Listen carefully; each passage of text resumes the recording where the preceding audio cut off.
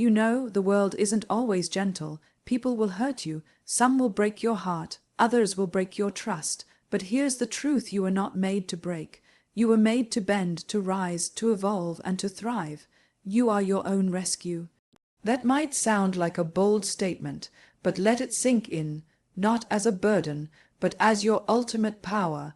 Because the moment you realize that no one is coming to save you, you begin to become your own savior. It's not about shutting people out or carrying everything alone. It's about understanding that your peace, your healing, your growth, they all begin and end with you. When someone hurts you, it's easy to want a rescue team. Someone to show up, pick up the pieces, hold you, fix what's broken. But life doesn't work like that. Most of the time, the same people who hurt you won't even acknowledge what they did. They'll move on, carry their baggage to the next person, and you're left holding the aftermath of their chaos. That's when you have to decide, do I sit in this pain waiting for someone to come make it right, or do I take the reins and make it right for myself? Being your own rescue means you stop outsourcing your healing. You stop waiting for an apology that may never come. You stop waiting for closure from people who are never capable of giving you the truth. You stop waiting for someone to validate your worth because deep down, you already know you're enough. No one knows your pain better than you, and no one can walk through it, rise from it, and transform it into power the way you can. It starts with one honest conversation with yourself, not with the person who hurt you, not with friends who will tell you what you want to hear, but with you. Ask yourself, what do I need right now? Not what would make this situation fair, or what would make them realize what they did. No. What do you need to feel safe, to feel strong again, to feel like yourself? Maybe it's space, maybe it's therapy, maybe it's art, maybe it's crying until there are no more tears left, and then waking up the next day and choosing to try again. Maybe it's leaving the past behind with shaky hands but a brave heart. Whatever it is, it's yours to choose, and the power in that is magnetic. There's this beautiful thing that happens when you choose yourself. Not in arrogance, not in bitterness, but in self-respect. You begin to walk differently.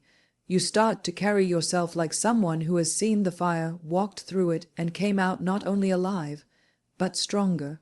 You learn how to stop chasing people who only bring you pain. You stop trying to prove your worth to those who couldn't see it, and instead, you put that energy back into yourself. You start saying no, not out of spite, but out of protection. You start building boundaries that don't just keep toxicity out, but let peace in. You forgive, not because they deserve it, but because you deserve freedom. You realize that healing isn't this perfect, polished process. Sometimes it's messy, sometimes it's lonely, but it's always, always worth it. Being your own rescue isn't about pretending you're okay when you're not. It's about being honest about your pain and still choosing to move forward. It's about crying when you need to, breaking down when it gets heavy, but never giving up on yourself. Because even when the world walks away, even when the people you trusted turn their backs, you still have you. And that version of you, the one who picks themselves up when no one else does, that's the most powerful version of all. So don't wait for someone to say they're sorry before you begin to heal. Don't wait for closure before you move on. Don't wait for anyone to give you permission to thrive. You've got everything you need inside of you to rewrite the story. You don't need to be rescued. You just need to remember who the hell you are. Grace is power. Choose it, don't lose it. That might not always be the easiest choice, especially when someone has wronged you, wounded you, or underestimated you.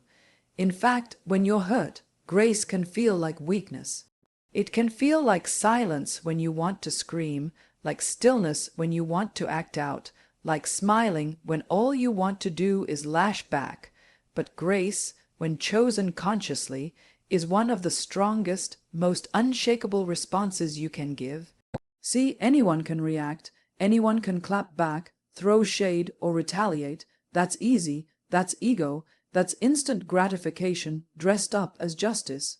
But what takes real strength, what shows true character, is the ability to hold your power and not hand it over to someone who tried to drag you down. Grace isn't about letting people get away with hurting you.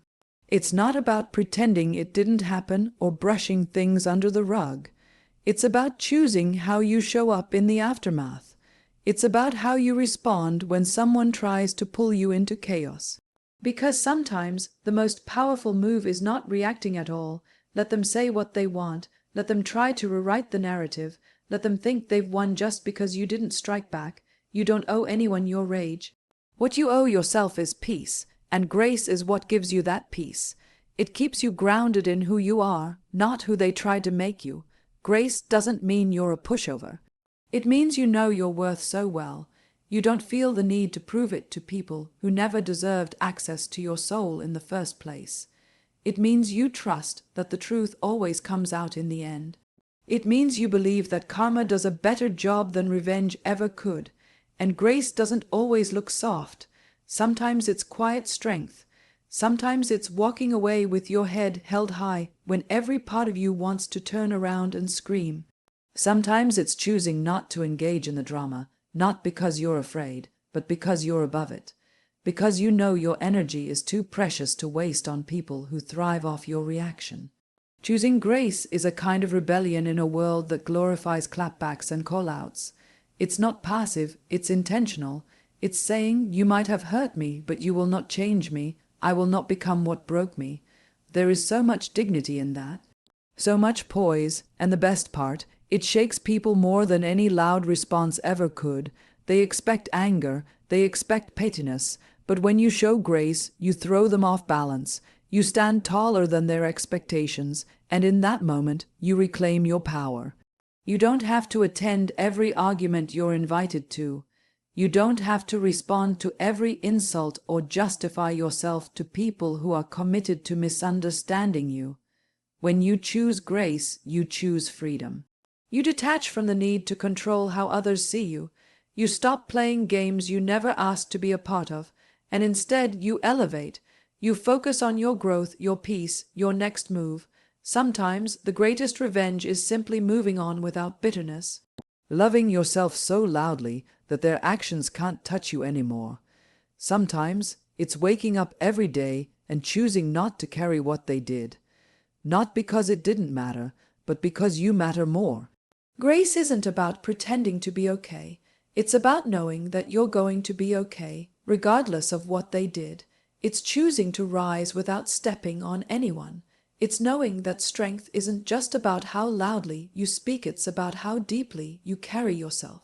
So the next time someone tries to test you, tries to push you, tries to bring you down to their level, pause, breathe, choose grace, not because they deserve it, but because you do, because you know who you are. Because you are rooted, because you've already won the moment you didn't let their darkness dim your light. That's power, that's grace, and that's you. Don't dim your light for someone who can't handle the heat. That line may sound glamorous, maybe even dramatic, but it's a truth that hits hard when you've been made to feel like your confidence, your brilliance, your energy is too much for the people around you. At some point in life, you will come across people who are intimidated by your glow, not because you've done anything wrong, but simply because your light exposes their shadows. And when that happens, the temptation is real, to shrink, to soften your sparkle, to play it small so others feel comfortable. But here's the thing, your light wasn't given to you so you could hide it. It was given to you so you could shine, so you could lead, so you could ignite fires in others. You're not here to blend in, you're here to stand out. There's something incredibly powerful about someone who refuses to apologize for their presence. That kind of person walks into a room and doesn't ask for permission. They take up space without shame, without arrogance, just with this quiet confidence that says, I belong here. And guess what? So do you. You don't need to shrink so someone else can feel taller. You don't need to silence yourself to make someone else feel heard. You don't need to dilute your passion just because someone finds it overwhelming. That's not your problem, that's their insecurity. Too often we're taught, especially women, that being humble means being invisible, that confidence is arrogance, that leadership is aggression, that passion is overbearing.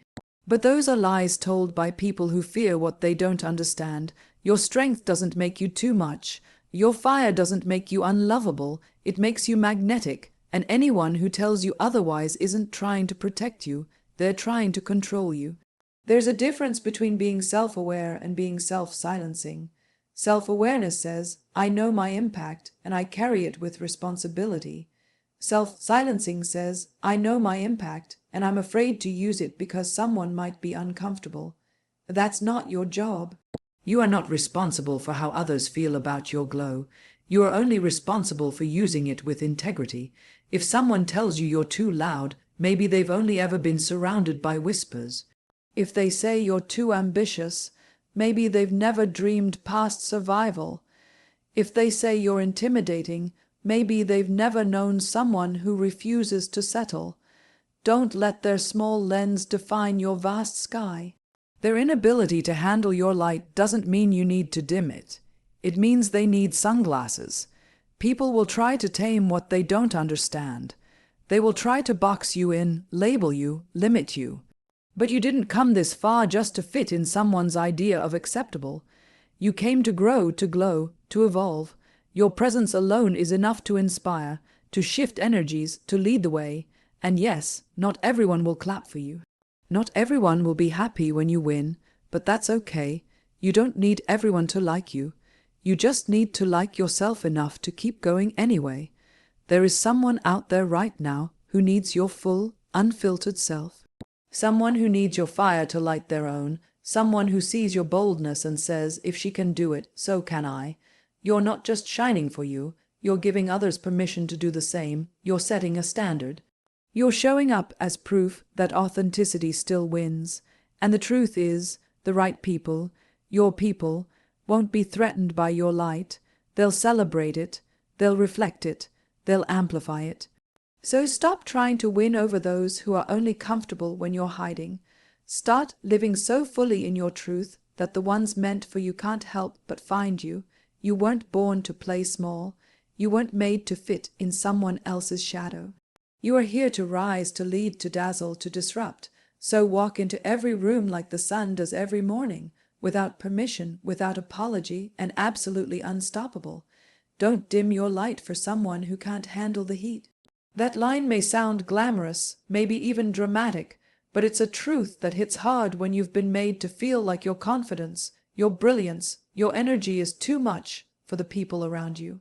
At some point in life, you will come across people who are intimidated by your glow, not because you've done anything wrong, but simply because your light exposes their shadows. And when that happens, the temptation is real, to shrink, to soften your sparkle, to play it small so others feel comfortable. But here's the thing, your light wasn't given to you so you could hide it. It was given to you so you could shine, so you could lead, so you could ignite fires in others. You're not here to blend in, you're here to stand out. There's something incredibly powerful about someone who refuses to apologize for their presence. That kind of person walks into a room and doesn't ask for permission. They take up space without shame, without arrogance, just with this quiet confidence that says, I belong here. And guess what? So do you. You don't need to shrink so someone else can feel taller. You don't need to silence yourself to make someone else feel heard. You don't need to dilute your passion just because someone finds it overwhelming. That's not your problem, that's their insecurity. Too often we're taught, especially women, that being humble means being invisible, that confidence is arrogance, that leadership is aggression, that passion is overbearing. But those are lies told by people who fear what they don't understand. Your strength doesn't make you too much. Your fire doesn't make you unlovable. It makes you magnetic, and anyone who tells you otherwise isn't trying to protect you, they're trying to control you. There's a difference between being self-aware and being self-silencing. Self-awareness says, I know my impact and I carry it with responsibility.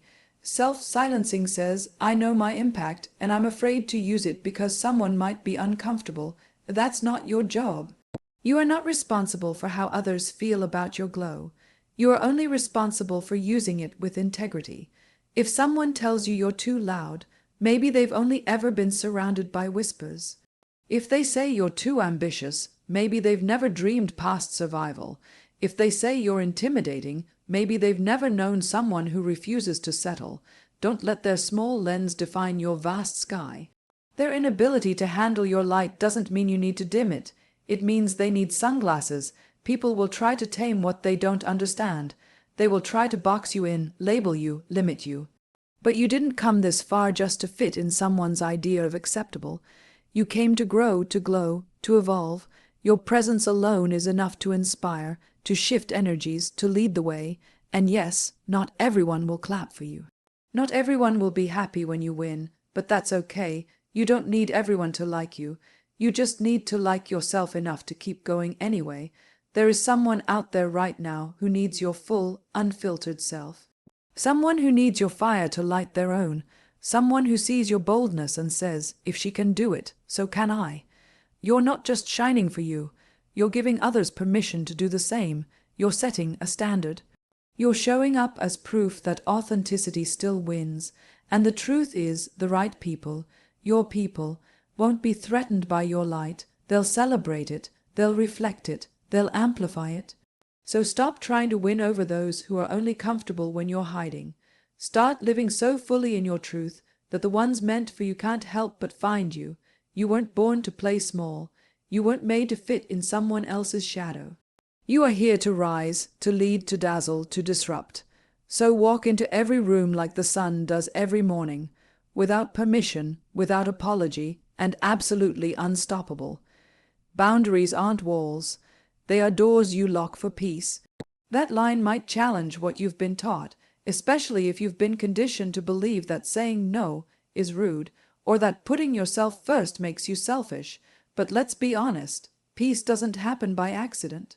Peace is built, it's protected, it's chosen, and one of the most powerful ways to choose it is by setting boundaries that honor who you are, what you need, and what you will no longer accept. Boundaries are not about shutting people out. They're not acts of revenge or coldness, they are acts of clarity. When you set a boundary, you're not saying, I hate you. You're saying, I love me. You're saying, this is what I can handle. This is where my energy ends and yours begins. That's not selfish. That's emotional intelligence, that's self-respect. And if someone tries to guilt you for setting boundaries, it probably means they were benefiting from you having none. The truth is, not everyone deserves access to you. Not everyone deserves a front row seat in your life. Just because someone was there for a chapter doesn't mean they belong in the rest of your story. You grow, you change, you evolve, and with that evolution comes the responsibility of reevaluating who gets to walk beside you. If someone disrespects your time, your energy, your values, then your peace demands that you draw the line. And here's what they don't always tell you. Setting boundaries isn't easy. It can be uncomfortable, especially when you're used to being the one who always says yes, the one who's always available, the one who makes room for everyone even when it leaves no space for yourself. But you don't owe anyone your burnout. You don't owe anyone your constant accessibility. You're allowed to have limits, and you're allowed to enforce them, even if it disappoints someone else. Boundaries don't mean cutting people off for every mistake. They mean giving people a chance to respect you on your terms. They are how you teach people to treat you. If someone oversteps once, and you communicate your boundary with love and firmness, you're opening a door to mutual respect. If they ignore it or push back, that's not your cue to cave. It's your cue to protect your peace more fiercely, because your well-being matters, your mental and emotional health matter, and anyone who truly values you will understand that. It's okay to be misunderstood sometimes when you start honoring your needs. Some people will say you've changed. Some will say you're too distant, too cold, too guarded. Let them talk. What you're actually doing is becoming the version of yourself who refuses to bleed just to keep others warm. That's growth, that's power, and not everyone will applaud it, but the right ones will. Setting boundaries is also about being honest, with yourself and with others. It's about asking yourself, what drains me? What energizes me? What behaviors make me feel small or unsafe or unseen? And then having the courage to act on those answers. It's not always dramatic. Sometimes it's simply not answering a call when you're exhausted. Sometimes it's saying, I can't talk about this right now. Sometimes it's walking away from a situation that no longer aligns with your values. These small decisions over time create a life that feels like yours, a life that's not dictated by guilt or obligation, but by intention. You're not here to be everything for everyone. You're here to be whole for yourself. When you set boundaries, you give yourself permission to live fully, to love deeply without losing yourself, and to protect your inner world from unnecessary chaos. That's not building a wall, it's creating a sanctuary. A place where your heart, your time, and your energy are safe, and that is something worth defending, even if it means being the bad guy in someone else's story. So lock the door when you need to, close the chapters that keep wounding you. Walk away from the noise and choose stillness. Choose yourself again and again, because your peace is not a luxury. It's a priority, and boundaries, they are the keys that keep that peace intact. Revenge is outdated. Success is the new roar. There was a time when we believed that the only way to get even with someone who hurt us was to hurt them back, that pain demanded pain, and that closure came from watching someone else suffer. But growth changes you. Healing teaches you that you don't rise by dragging others down. You rise by elevating yourself. You don't prove your worth through payback. You prove it by moving forward so fiercely, so fearlessly, that the people who tried to bury you are forced to watch you bloom. Revenge might feel satisfying in the short term, but it keeps you tied to the wound. It keeps you in the same energy as the person who caused you pain. It makes you relive the hurt over and over, just in different forms. And worst of all, it gives them space in your mind and heart they no longer deserve. Success, though, that's different. That's transformation. That's stepping out of the storm and building something beautiful anyway. That's showing yourself and the world that nothing and no one can dim your shine. Choosing success over revenge is not about pretending you weren't hurt. It's about saying you did not win. You don't get to keep me small. You don't get to have power over my story. You may have knocked me down, but I refuse to stay there. Watch me rebuild. Watch me glow. Watch me turn this pain into something unstoppable. That's where real power lives, not in anger, but in progress. Success looks different for everyone. For some, it's career growth. For others, it's emotional peace. Sometimes it's both. Sometimes it's waking up and realizing you're no longer triggered by their name. Sometimes it's getting that promotion you thought you'd never achieve. Sometimes it's finding love after heartbreak and realizing you never needed to beg for affection. Whatever success looks like for you, make it yours. Make it sacred and let it speak for you louder than any words ever could. You don't need to scream to be heard. You don't need to fight to prove your strength. You don't even need to explain yourself to those who twisted your truth. Just keep showing up. Keep choosing your goals over gossip. Keep investing in your vision instead of your bitterness. There's something magnetic about someone who refuses to be defined by what broke them. People expect you to crumble. They expect the drama. They expect you to spiral. But when you stay focused, when you keep building, when you choose peace over pettiness, that's when you win. And make no mistake, winning doesn't mean perfection. You'll have days when the anger creeps back in, days when you want to pick up the phone and say everything you held back. But take a breath. Remember who you are now versus who you were when that pain first hit. Growth doesn't always feel good, but it always feels right. The deeper you heal, the less you crave revenge. You start to see that not everyone deserves a reaction. Not everyone earns a response. Some people only came into your life to teach you how powerful you are when you finally choose yourself. Your silence, your distance, your resilience, that is the roar, that is the mic drop. The real clapback isn't in what you say. It's in how you evolve. Let them wonder, let them talk. Let them feel your absence louder than your presence ever was. Your glow-up is the loudest thing they'll ever hear, so don't waste time on proving points. Prove progress. Don't waste breath on confrontation. Pour that energy into your craft, your purpose, your peace. Don't waste tears on people who would never cry for you. Save those tears for moments of joy, of achievement, of healing. The more you focus on your success, the smaller their role in your life becomes, and eventually they're just a footnote in a story that's only ever been about you rising. There is something so deeply fulfilling about waking up one day and realizing you no longer care if they see your worth. Because you see it, you feel it, you own it, and you're living it. So keep going. Keep building, keep shining, because at the end of the day, revenge fades, but success, that's a legacy. Healing is not linear, and neither is your strength. One of the biggest lies we're told is that healing is a straight path, that once you decide to move on, everything gets easier. That once you choose peace, it will come in calm waves. But anyone who's truly been through it knows that healing is messy, it's complicated, it's progress mixed with pain, laughter in the middle of tears, and moments of clarity followed by days where it all falls apart again. And you know what? That's okay. That's what healing asterisk is asterisk. People like to celebrate the break, through moments the glow-ups, the milestones, the final chapter where everything makes sense, but they rarely talk about the in-between. The nights where you cry yourself to sleep, even though you've been doing so well. The days when you miss the very person who hurt you. The moments where you feel guilty for still feeling broken. But healing doesn't care about your timelines or expectations. It unfolds the way it needs to, and your strength isn't measured by how fast you move on, it's measured by how honest you are with yourself in the process. Sometimes your strength is in showing up to the day even when your heart feels heavy.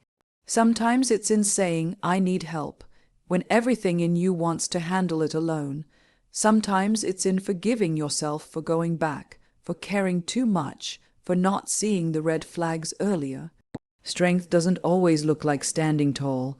Sometimes it looks like curling up in silence and choosing not to give up. That's strength too, quiet, soft, real strength. There's a version of you before the pain, a version who didn't see the storm coming, who walked in with an open heart and got bruised. And there's a version of you now a little wiser, a little scarred, but still standing. You may not recognize who you were before, and that's okay. You weren't meant to stay the same. You were meant to evolve. Pain changes you, yes, but healing introduces you to the version of yourself you were always meant to become. You don't have to have it all figured out. You don't need to rush the process. You don't need to prove anything to anyone. Your healing is yours. It doesn't have to look like strength from the outside to be powerful from the inside. You're allowed to have days when the memories still sting, when the anger still rises, when the doubt still whispers. That doesn't mean you're broken. That means you're human. Give yourself permission to feel it all. Not just the positive emotions, but the uncomfortable ones too, the grief, the resentment, the guilt, the sadness. Let them pass through you like weather, because emotions like storms are temporary. They roll in and they roll out. What matters is that you don't build a home inside them. Feel them, learn from them, but don't let them define you. You are more than the worst thing that ever happened to you. You're not going backward just because you're having a hard day. That's the thing people get wrong. Healing isn't about reaching a final destination where you're untouched by pain. It's about learning how to carry your past without letting it own you. It's about learning how to keep walking, even when your heart still remembers the hurt. It's about building a life where peace isn't the absence of pain, but the presence of resilience. So if you find yourself smiling today after crying yesterday, that's healing. If you can hold space for both the grief and the gratitude, that's healing. If you're learning to trust yourself again, even after being betrayed, that's healing. And every step, no matter how small, no matter how slow, counts. You're not weak because you still feel it. You're strong because you haven't let it stop you. You're still here, still growing, still choosing to move forward even when it hurts. That's not failure. That's grace, that's courage, that's power. Healing isn't linear, and it doesn't have to be pretty, but it's worth it. Every tear, every setback, every moment of silence where you chose yourself instead of the noise, it's all a part of your comeback. One breath at a time, one choice at a time, you are rewriting your story, and even if it doesn't look perfect, it's still powerful, because you are.